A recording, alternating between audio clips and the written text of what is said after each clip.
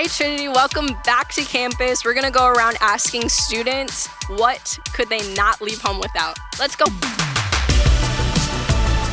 Was there anything that you brought that you couldn't leave home without? What was the one thing that you couldn't leave home without? What could you not leave home without? Probably my good old ramen noodles. I think if I'm starving in the winter and dying, it's ramen noodles that's gonna save my life. I lived in South Hall and I brought everything but a fan. And I regret that so much. A fan, because I'm in South. Had to be my Xbox and my Switch.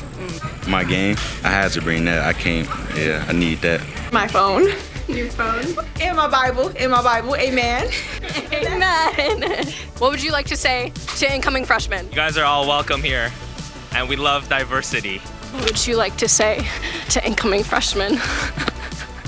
Go to bed at a reasonable time.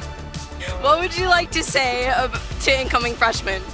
Hey, just have fun.